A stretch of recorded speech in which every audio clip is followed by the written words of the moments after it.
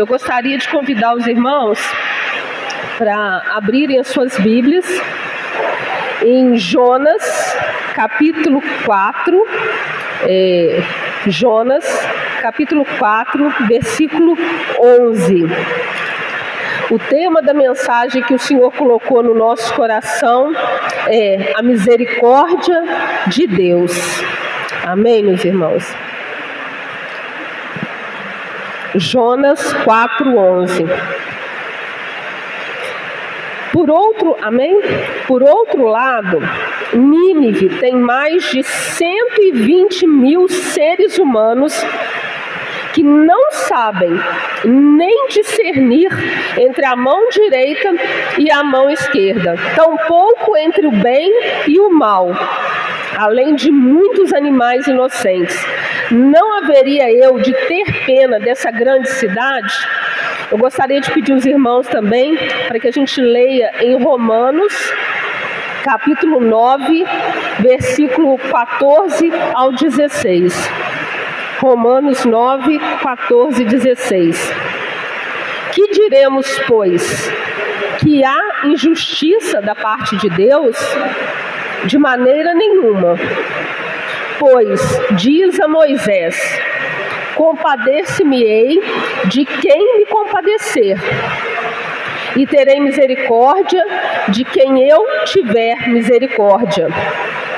Assim, pois, isto não depende do que quer, nem do que corre, mas de Deus que se compadece. Amém, meus irmãos? Podemos assentar, né? Pode se sentar em nome de Jesus. Antes da gente entrar, né, no texto mesmo, no que Deus colocou no nosso coração, a mensagem que Deus colocou no nosso coração para trazer essa noite, nós vamos conhecer um pouquinho do contexto, né, do contexto histórico, para que a gente possa entender melhor, né, o livro de Jonas, a atitude de Jonas e o que Deus tem para nós nesta noite. Amém? O livro de Jonas, ele foi escrito para o povo do Reino do Norte, Israel, e durante o reinado de Jeroboão II. Jeroboão, ele reinou durante 41 anos e praticou o que era mal aos olhos do Senhor. O nome Jonas significa pomba em hebraico. E Jonas profetizou durante a primeira metade do século 8, 793 a 753 a.C. O livro de Jonas, ele é o quinto livro dos profetas menores. Porém, quando a gente fala profetas menores, não quer dizer que seja um livro de menor importância, mas sim um livro menor mesmo, né? Que tem livros mais extensos. Mas lendo o livro de Jonas, e eu já tinha lido outras vezes, mas lendo o livro de Jonas e esmiuçando a palavra, orando ao Senhor, Deus foi dando mais entendimento e foi mostrando coisas que antes eu não tinha observado. Porque a gente foca muito quando a gente fala em Jonas, né? O fato dele ter sido desobediente a Deus e dele ter sido engolido por um grande peixe. Mas, quando a gente para ler esse livro pequenino, a gente vê quão profundo que ele é. Então nós vamos ver aqui como que era, né, o que acontecia em Nínive e o que acontecia na Síria, para a gente entender o porquê desse medo, né, do profeta Jonas de cumprir, né, aquilo que Deus lhe ordenou. Nínive, até a sua queda, ela foi a capital da Síria.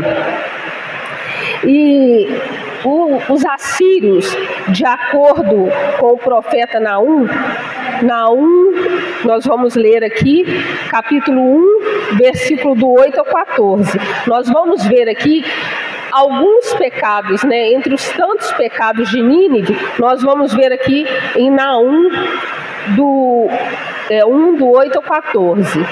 No entanto, mediante uma enchente arrasadora, acabará com a grande cidade de Nínive. Expulsará todos seus adversários para as trevas. Tramais vós contra Yahvé, pobre de vós, porquanto ele destruirá tudo quanto planejais contra ele. Com um só golpe, eis que a tribulação não precisará ocorrer uma segunda vez. Porquanto ainda que se entrelacem como os espinhos e encharcados de vinho como bêbados, serão inteiramente destruídos como palha seca. Foi de ti, ó Nínive, que partiu aquele que trama perversidades, que planeja o mal contra Yahvé. Portanto, assegura Yahvé, por mais fortes e numerosos que sejam, ainda assim haverão de ser todos ceifados e exterminados. Contudo, em relação a ti, Judá, embora eu tenha te açoitado, não mais te afligirei. Agora, pois, quebrarei o jugo que está sobre o teu pescoço e romperei as tuas correntes. Contra ti, porém, ó rei de Nínive, eis que Yahvé ordenou que não houvesse mais descendência que perpetue teu nome sobre a terra. Exterminarei do templo dos teus deuses todas as imagens idólatras de arte, escultura e fundição, e prepararei o teu sepulcro, porque és maldito. Então, como nós vimos aqui no profeta Naum, alguns pecados que eram comuns na cidade de Nínive. Eles tramavam contra o Senhor, tramavam crueldades contra o Senhor, pilhagens de guerra, prostituição, falsos deuses, idolatria, feitiçarias e exploração comercial. Então a cidade de Nínive tinha muitos pecados contra ela. E além do que, os assírios, eles eram um povo militar e muito cruel. Eles eram inimigos de longa data do povo de Israel. Então nós vimos aqui que Nínive, até a sua queda, ela é a capital da Síria. E nós estamos vendo aqui que os assírios eram um povo muito cruel. Olha, para vocês terem noção, meus irmãos, na hora que eu estava lendo isso aqui, eu falei assim, eu já tinha ouvido falar, mas aí a gente vai estudando, a gente vai ver o tamanho da crueldade dos assírios. A arte assíria dá ênfase à guerra, incluindo cenas de execução e empalação. Eu não sabia, o que era empalação. Aí eu fui procurar o significado da palavra. Então eu vou falar assim, um pouquinho, eu não vou falar tudo porque é bem pesado. Colocava-se uma estaca através de um orifício do corpo que atravessava o corpo do torturado até a sua morte. Eles decapitavam os prisioneiros, eles removiam a pele dos prisioneiros, e isso era com um prisioneiro vivo. Então eles torturavam os prisioneiros, Não bastava para eles conquistar os territórios, conquistar bens materiais, além de tudo, além de conquistar e matar, eles torturavam os prisioneiros. Eu lembro de um professor, quando eu estava meditando nessa palavra aqui, e na crueldade do povo de Nínive, dos assírios, eu lembrei quando o professor falou com a gente sobre os povos, os indígenas, os tupinambás. Que eles faziam? Que eu lembrei de crueldade, eu lembrei disso aqui. Eles acreditavam que quando eles conquistavam um guerreiro de uma outra tribo, se eles comessem a carne daquele guerreiro, e eles passariam a ter as mesmas habilidades que aqueles guerreiros. Então, quando eles conquistavam, que eles capturavam um outro indígena, o que eles faziam? Eles não matavam ele imediatamente, não. Eles levavam ele para a aldeia e ele ficava ali, eles alimentavam ele e ele ficava ali dias, meses, e eles ficavam preparando ele para um ritual que eles iam fazer. E eles tinham um pedaço de pau que no momento certo eles batiam naquele guerreiro, né, matando aquele guerreiro, partiam as partes do corpo dele, o cozinheiro da tribo preparava e todos se alimentavam daquele guerreiro porque eles acreditavam, né, isso era uma forma de magia, eles acreditavam que eles iam pegar as habilidades desses guerreiros. E eu lembro direitinho do professor falando, até as crianças de peito, elas participavam. As mães, né, umedeciam os seios com o sangue do guerreiro capturado e morto, e as crianças amamentavam ali, porque eles acreditavam que assim eles né, pegariam aquelas habilidades daquele guerreiro. Mas eles tinham um objetivo. A gente olhando assim, parece uma crueldade, mas era um costume deles. Eles faziam isso porque eles acreditavam, era uma forma de magia, uma forma de religiosidade deles, diferente dos assírios, que eles matavam realmente por crueldade, de tão ruins que eles eram. Então Jonas, quando Deus falou com Jonas e mandou Jonas ir a Nínive, você imagina a reação de Jonas? Eu ir lá naquela cidade com aquele povo lá ruim, porque eles eram ruins mesmo. E Jonas pensou assim, poxa, eles são pagãos, né? Eu conjecturando aqui o que o Jonas estava pensando, né? Eles são pagãos, são idólatras, não temem ao Senhor, e eu vou perder meu tempo de ir lá pregar para eles, falar com eles, eles não vão se arrepender, eles são inimigos de Israel. Mas o que Jonas não levou em conta foi que o nosso Deus é que determina, e os planos de Deus não podem ser frustrados. Ele, com medo ou não, os planos de Deus não podem ser frustrados. Nós entramos aqui falando da crueldade dos assírios para a gente poder tentar entender um pouco a mente de Jonas, porque os irmãos aqui, né, o pastor Moisés já está tranquilo, né? Mas eu acho que todo mundo tem o temor na hora de pregar, né, pastor? Não tem jeito.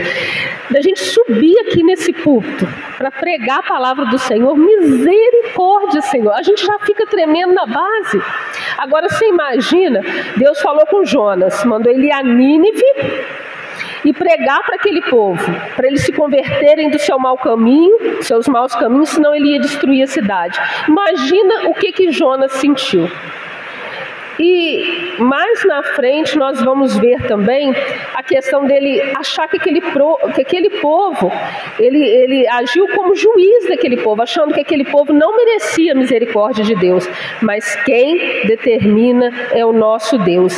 Deus está no controle e tem o tempo certo para todas as coisas. Eclesiastes 3:1.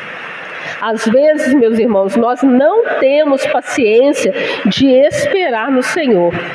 Para todas as realizações, há um momento certo.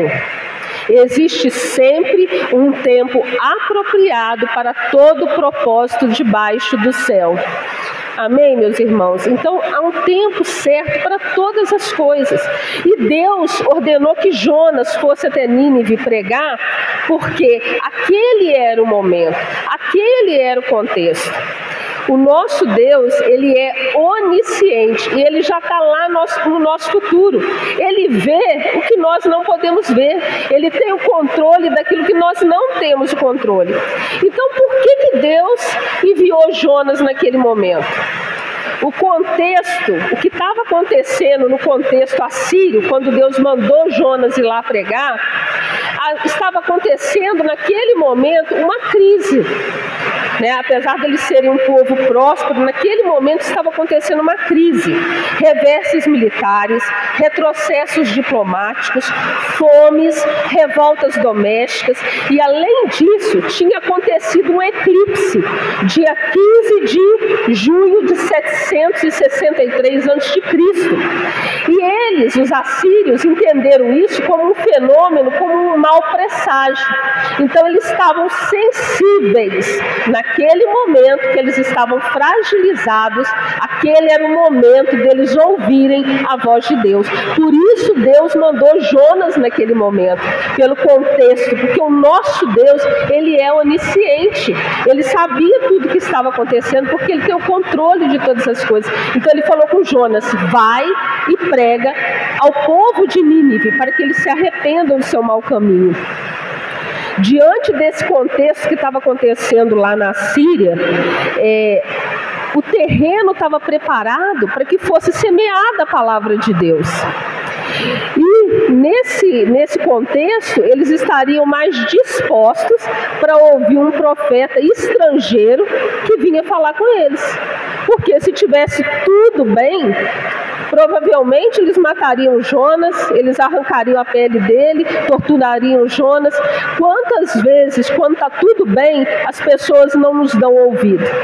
Às vezes Deus permite certas situações na vida da pessoa para que a pessoa possa ser sensível à voz de Deus. Porque tem coisas que a gente só escuta se a gente estiver na prova. Então, naquele momento, era o momento de Jonas ir até lá e pregar a palavra do Senhor. Deus nos usa apesar das nossas limitações. Vamos ler lá em 2 Coríntios 4:7. E cada um de nós reage de uma forma ao chamado de Deus. Temos, porém, esse tesouro em vasos de barro para demonstrar este poder que a tudo excede, provém de Deus e não de nós mesmos. Ou seja, se não for por Deus, nós não podemos fazer nada, né? Esse corpo aqui frágil, esse vaso de barro aqui, é um instrumento nas mãos do Senhor. Mas sabe por que Deus nos usa? E sabe por que nós somos frágeis? Para que a gente não venha se vangloriar em nós mesmos. Nós somos apenas instrumentos nas mãos do Senhor. Mas cada um de nós reage de uma forma a esse chamado do Senhor. Deus usou a irmã Marcélia para pregar aqui na outra quarta-feira, sem ser nessa, foi o pastor Moisés, na outra foi a irmã Marcélia. Então Deus usou a irmã Marcélia para pregar sobre Jonas. Na hora que a irmã abriu a Bíblia aqui, eu falei: Senhor, Deus já tinha me dado a mensagem, né? Deus já tinha falado comigo, porque o nosso Deus, ele tem o controle de todas essas coisas. Tem hora que ele dá a mensagem para a gente com muita antecedência, né?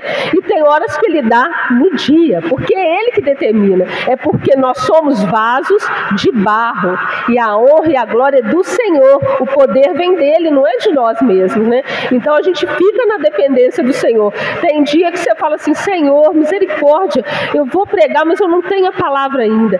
E Deus te dá a palavra às vezes no dia, porque é ele, a palavra é dele, nós somos apenas vasos. E como cada um de nós reage ao chamado, né? Igual a Marcélia falou assim, né, no louvor, na pregação, né? Como que, se Deus chamou, né? Deus tem um chamado para cada um de nós, mas cada um de nós reage de uma forma.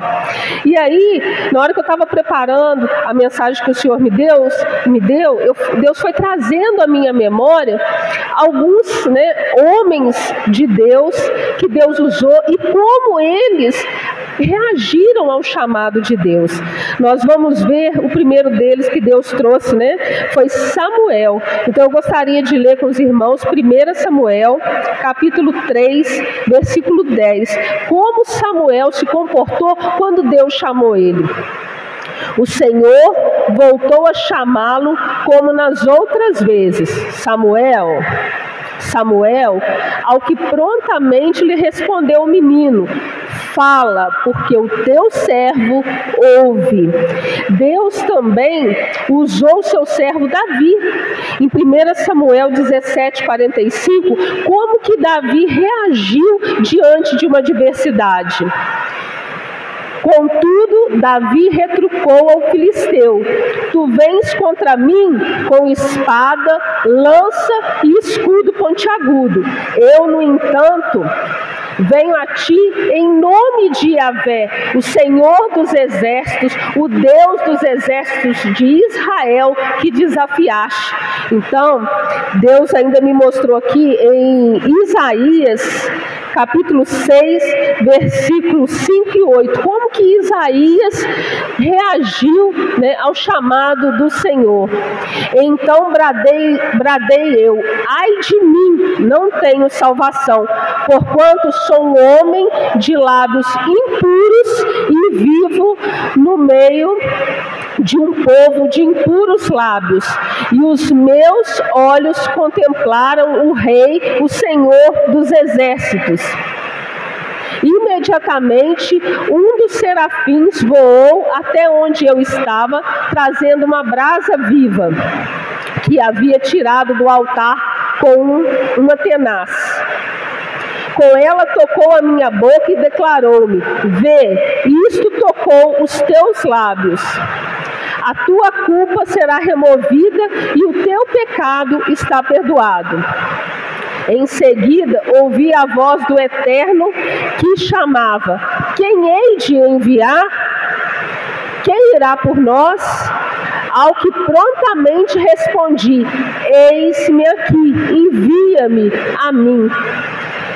Nós podemos ler também Jeremias, capítulo 1, versículo do 6 ao 7, quando Deus convocou Jeremias, né? Deus já tinha escolhido Jeremias no ventre da mãe dele.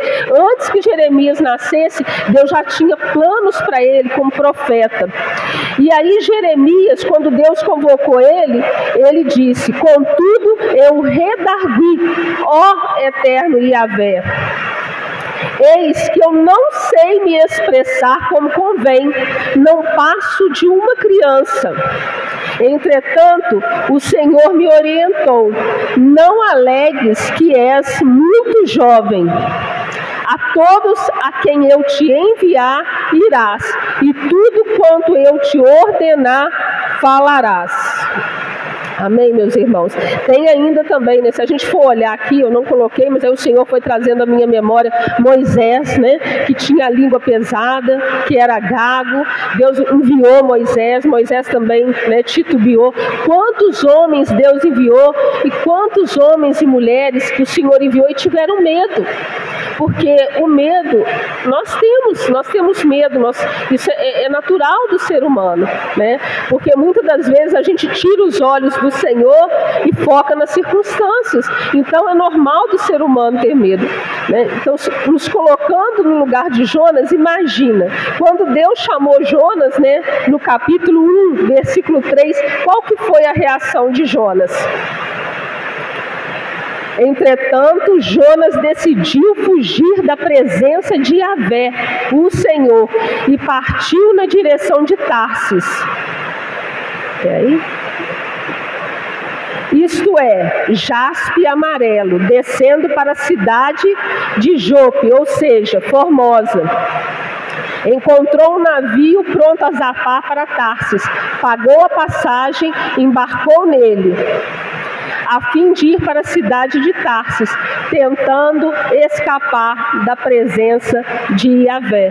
Então, cada um reage de um jeito. Agora, o maior exemplo para nós, Filipenses 2:8. Esse é o maior exemplo para nós, o maior exemplo de obediência. Assim, aliás, Sara, você pode colocar o versículo 7 antes? Vamos ler o 7 também, porque o 7 também é muito... Mas, pelo contrário, esvaziou-se a si mesmo, assumindo plenamente a forma de servo e tornando-se semelhantemente aos seres humanos. Assim, na forma de homem, humilhou-se a si mesmo, entregando-se à obediência até a morte e morte de cruz.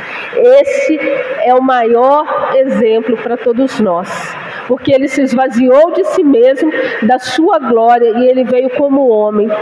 E mesmo diante, se a gente lê na palavra, eu não sei o versículo, que Jesus suou o sangue, tamanha aflição que ele passou naquele momento que antecedeu a crucificação, mas ele foi obediente até a morte de cruz. Então, cada um reage ao chamado de Deus de uma forma. Cada um reage ao chamado de Deus de uma forma.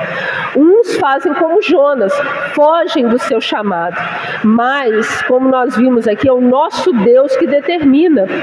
E os planos de Deus não podem ser frustrados. Jó 42:2.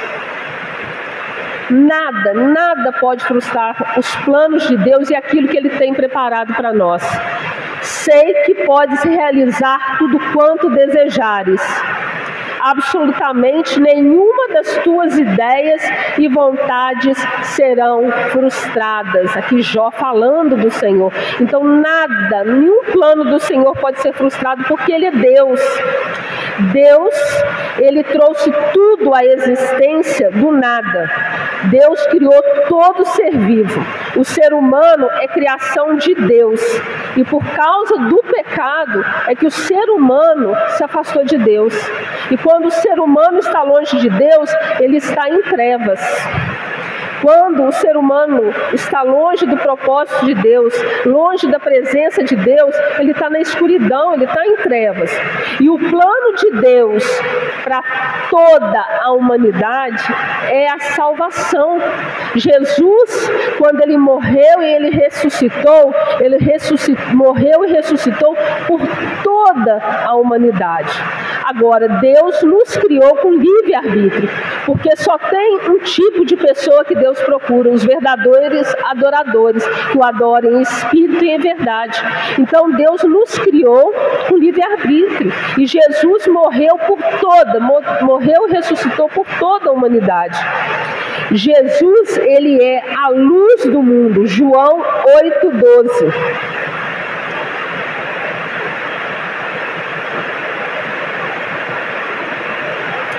Falando novamente ao povo, disse Jesus: eu sou a luz do mundo. Aquele que me segue não andará em trevas, mas terá a luz da vida. Deus, meus irmãos, Ele nos chamou para sermos sal da terra e luz do mundo. Porque se nós estamos em Cristo, nós somos luz, nós estamos na luz. Então Deus também chamou a mim e a você para sermos sal da terra e luz do mundo. Deus não nos chamou para sermos juízes do outro. Deus não nos outorgou esse direito de sermos juízes. Vamos ver aqui Mateus capítulo 5, versículo do 13 ao 14.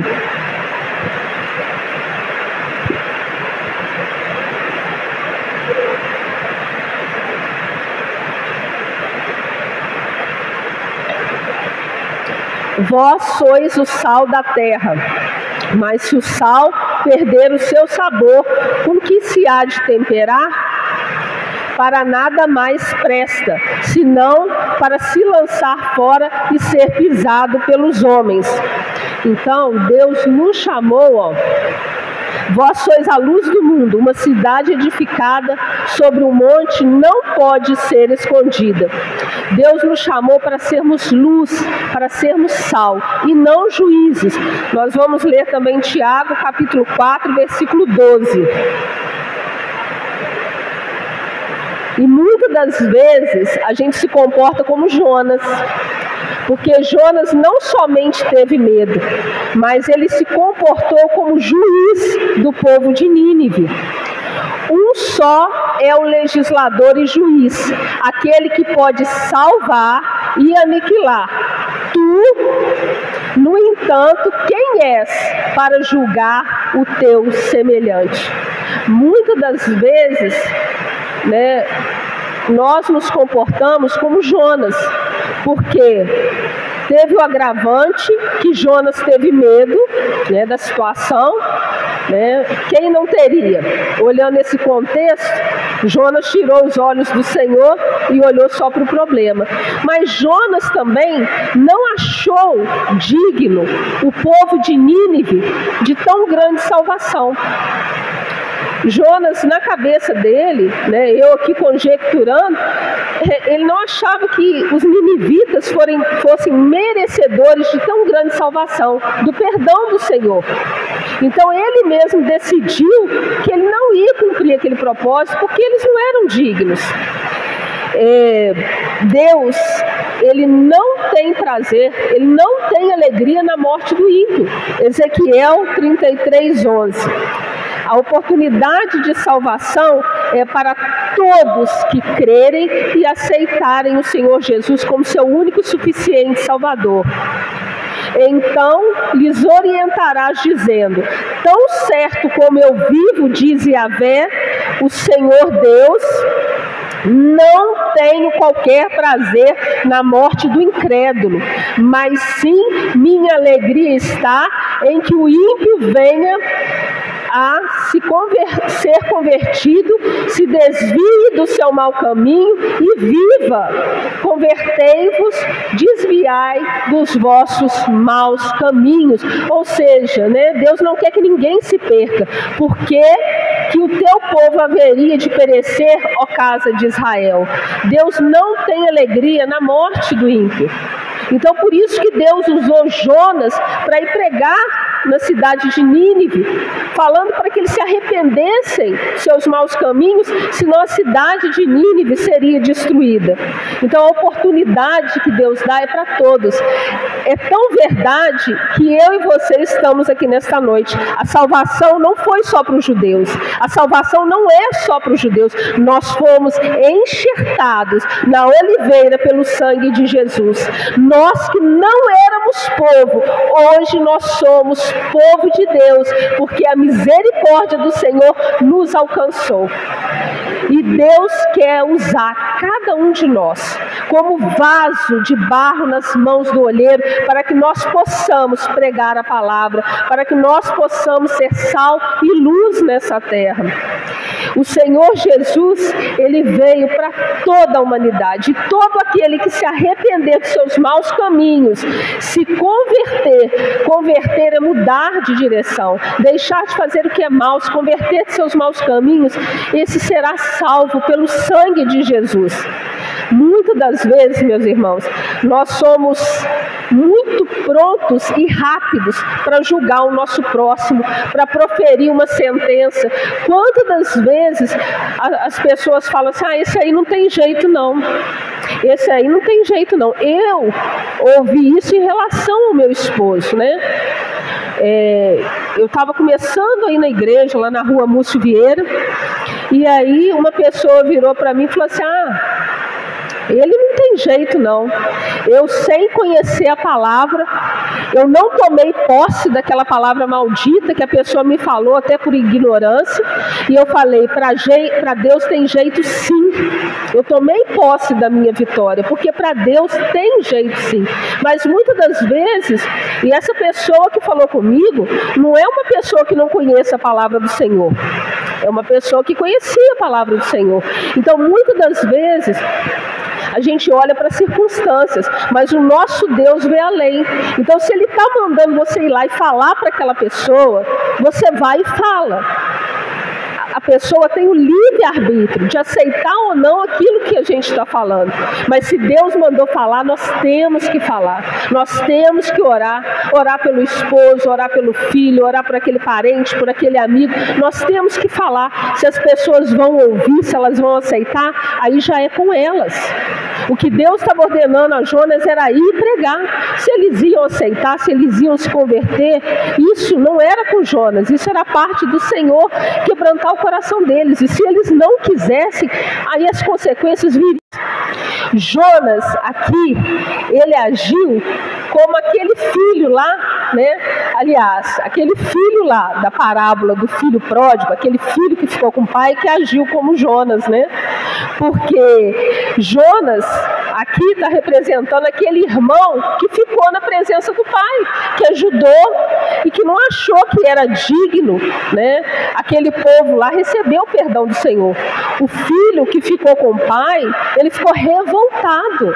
Ele ficou revoltado do seu irmão ir gastar a sua parte da herança, e quando ele voltou, o seu pai o receber, né? Fazendo uma festa, matando um animal para receber aquele filho que tinha gasto tudo, que não tinha, né, honrado seu pai. Aquele irmão ficou revoltado. É assim que Jonas aqui, né, estava sentindo em relação ao povo de Nínive. Nós não vamos ler, mas a parábola, né, do filho pródigo está em Lucas capítulo 15, versículo do 11 ao 32. Mas eu gostaria de ler Jonas capítulo 4, versículo do 1 ao 4. A reação de Jonas em relação aos ninivitas. Entretanto, Jonas ficou extremamente decepcionado com tudo isso e irou-se sobremaneira.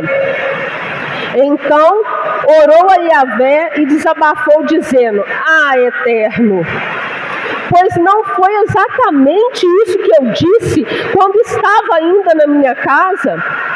Foi por esse motivo que decidi fugir para Tarsis.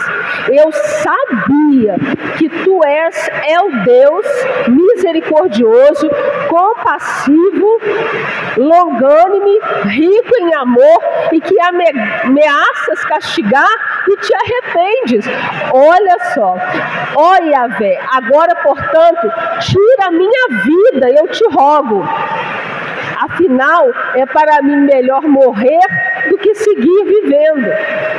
E Yahvé, o Senhor, lhe questionou: tens alguma razão para te deixares enfurecer dessa maneira? Por que Jonas estava enfurecido? Porque depois que ele foi engolido, né, pelo peixe, teve todo aquele contexto, que ele fugiu para Tarsis, pegou uma embarcação, a embarcação quase foi destruída, né? Deus usou Jonas, até Jonas sendo desobediente e indo ao contrário do que Deus mandou, Deus usou Jonas para alcançar aqueles marinheiros e aquele capitão daquele navio. Jonas, ele agiu como um filho mimado, como aquele filho que ficou na presença do pai. Nós temos, irmãos, que vigiar para a gente não se tornar religioso, simplesmente frequentador de igreja, sentador de banco. Nós temos que ser cristãos, pequenos cristos. Nós temos que pregar a palavra do Senhor. Nós temos que ser sal e luz nessa terra. Não basta apenas frequentar a igreja. Nós temos que congregar. Isso é muito importante, né? Porque a ovelha, quando ela está sozinha, ela vira presa fácil para o inimigo. Então nós temos que estar juntos em união. Há uma bênção para a igreja quando ela está em união. Um vai dando força para o outro, né? Então nós temos que congregar. Mas a igreja somos nós, o Espírito Santo de Deus, nós somos templo do Espírito Santo de Deus. Então não basta apenas frequentar a igreja, nós temos que viver a palavra de Deus. Nós temos que colocar na prática aquilo que Deus deixou revelado aqui para nós. É o ide do Senhor, é o ide fazer discípulos. Jonas, como nós falamos aqui, ele agiu como filho mimado. A misericórdia de Deus é para todos, mesmo com a teimosia de Jonas, os marinheiros e o capitão da embarcação reconheceram o Deus de Jonas. Agora, eles reconheceram, se nós lermos aqui, né, o livro de Jonas, eles reconheceram o Deus de Jonas. Agora, se eles permaneceram, se eles voltaram para a prática idólatra de outros deuses, isso a gente não tem como saber, mas a oportunidade foi dada. A oportunidade foi dada. E muitas das vezes, os filhos das trevas, eles são mais prudentes que os filhos da luz. Vamos ler lá em Lucas 16:8.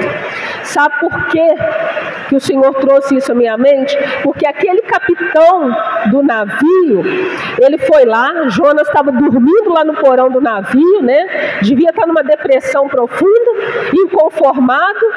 em Deus ter mandado ele pregar lá para aquele povo pagão, aquele povo cruel. E aí o capitão do navio chegou lá para Jonas e falou assim: acorda, como é que você está dormindo numa situação dessa? Clama ao seu Deus. Porque eles, né, os marinheiros, o capitão, estavam clamando ao Deus deles, aos deuses deles, né? Então, aquele capitão, ele foi prudente. Então, o Senhor elogiou aquele administrador da injustiça, pois agiu com sabedoria. Porquanto os filhos deste mundo são mais sagazes entre si na conquista dos seus interesses do que os filhos da luz em meio à sua própria geração. Então Deus está falando assim: acorda, desperta, vai clamar, vai orar, vai buscar, porque o nosso Deus, Ele é soberano e Ele é suficiente. A oportunidade, como nós falamos aqui, foi dada. A oportunidade foi dada para aqueles marinheiros, foi dada para aquele capitão do navio, a oportunidade foi dada para nós, e nós abraçamos essa oportunidade, e por isso estamos aqui cultuando o nosso Deus, servindo o nosso Deus, independente de qualquer problema ou circunstância, nós não abrimos mão do nosso Deus, é inegociável. O nosso Deus, a nossa salvação, ela foi paga por um alto preço, pelo sangue de Jesus. O povo de Nínive e até o rei e até os animais jejuaram, né? Eu estava lá em casa, aí estava preparando a mensagem, aí eu estou assim: o povo jejuou, Deus colocou, o rei colocou o povo para jejuar, depois que Jonas foi lá pregar o arrependimento. Aí eu falei até que os animais jejuaram. Os animais não jejuaram, não. Não, aliás, os animais, eles jejuaram, mas não se converteram, né? É isso que eu...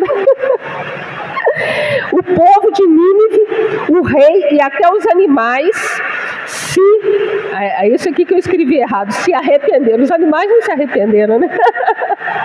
Quem se arrependeu foi o povo. Os animais só jejuaram. E no primeiro dia que Deus usou Jonas para pregar na cidade de Nínive, já houve arrependimento.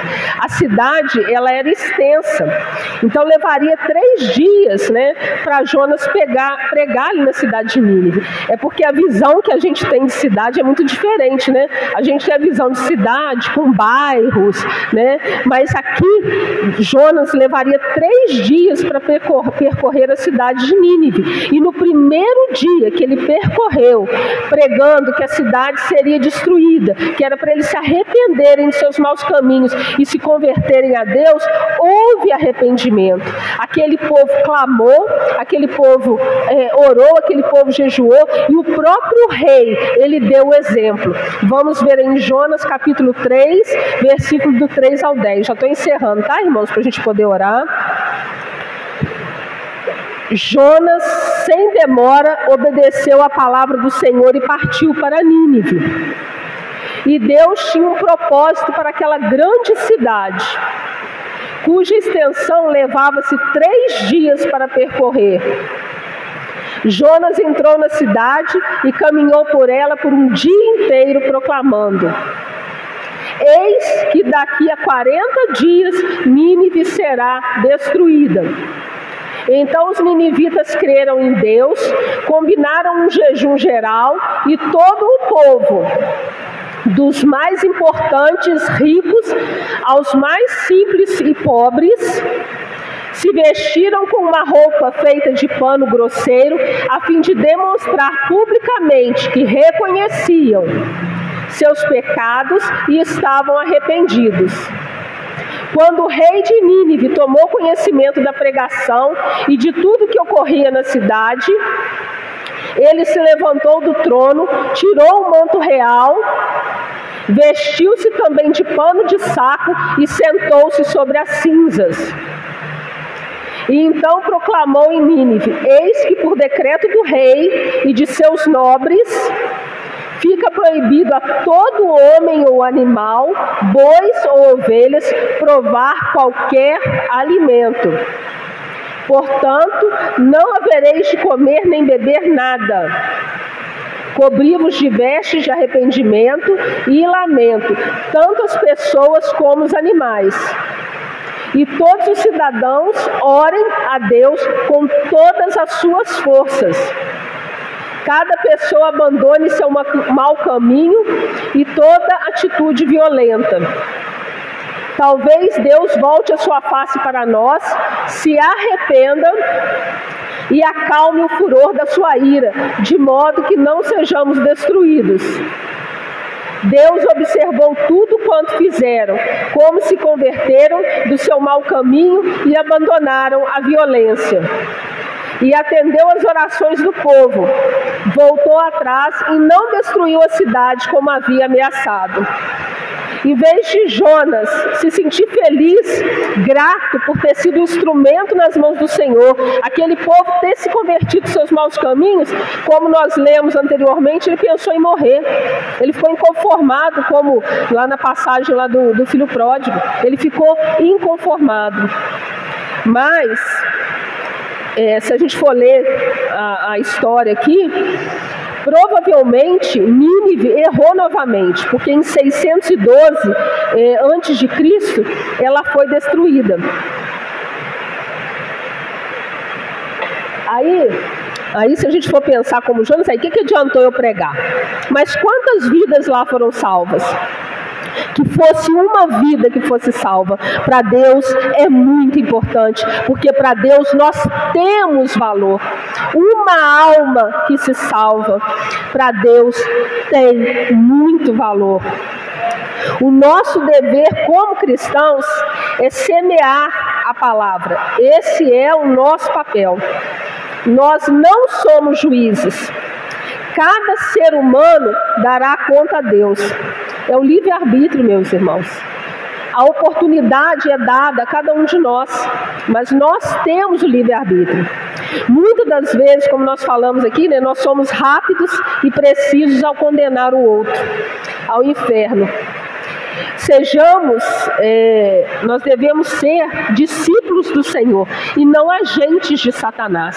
Às vezes a pessoa está por um triz. Eu falava muito isso na escola bíblica. Às vezes, igual aqueles desenhos animados lá, a pessoa está no despenhadeiro, na beirada do penhasco, segurando ali com uma mãozinha. Aí o inimigo vem e pisa, e a pessoa vai soltando as mãos e vai caindo no abismo. Que nós não sejamos agentes de Satanás, mas que nós sejamos vasos de barro nas mãos do Senhor. Porque é estranho a gente falar isso dentro da igreja, mas às vezes a gente fica indignado igual o Jonas ficou, igual o filho lá, né, da parábola do filho pródigo. Às vezes a gente fica indignado, mas como é que pode? Eu estou na presença do Senhor, eu jejuo, eu leio a Bíblia, eu faço evangelismo, eu faço isso, eu faço aquilo outro, eu sou bondoso. Irmãos, a gente só faz pela misericórdia de Deus.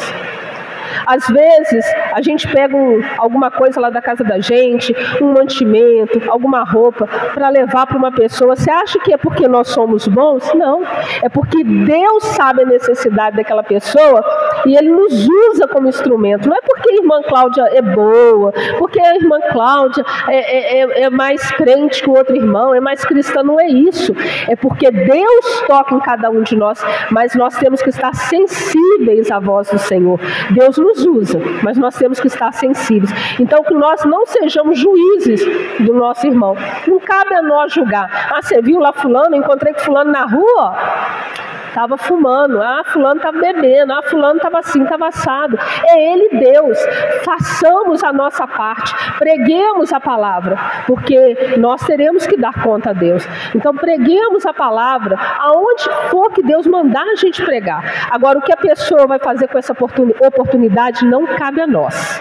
O Senhor Jesus, Ele está como advogado e Ele vai voltar como justo juiz. E é Ele, é somente Ele, não somos nós. A nossa parte é pregar. Amém, meus irmãos? A hora está chegando, né? O arrebatamento está próximo. A gente está vendo tanta coisa que está acontecendo, né? Terremotos, tantas vidas sendo ceifadas, tantas coisas acontecendo. Outro dia eu vi uma notícia aí que eles estão tentando fazer, não sei se já está fazendo, um útero, né? Tipo uma barriga ali para...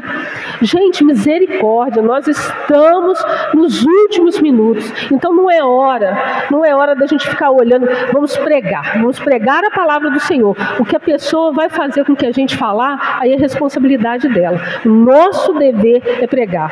E se tem alguém que está assistindo essa mensagem, seja o que for que aconteceu na sua vida, seja qual for o erro, seja qual for o pecado, o nosso Deus é misericordioso. O Senhor Jesus morreu por mim e morreu por você. Se arrependa dos seus maus caminhos, converta, entrega a sua vida ao Senhor Jesus, porque o nosso Deus é misericordioso e ainda dá tempo, mas falta muito pouco para o arrebatamento da igreja. Então nós temos que correr, se arrepender dos maus caminhos, firmar na presença do Senhor. Aquele que errou, se converta, muda de direção, entrega verdadeiramente a sua vida para Jesus, porque Ele é o único caminho. E essa foi a palavra que Deus colocou no nosso coração para trazer essa noite, que nós sejamos verdadeiramente sal e luz, em nome do Senhor Jesus Cristo. Eu convido, irmãos, a nos colocarmos de pé.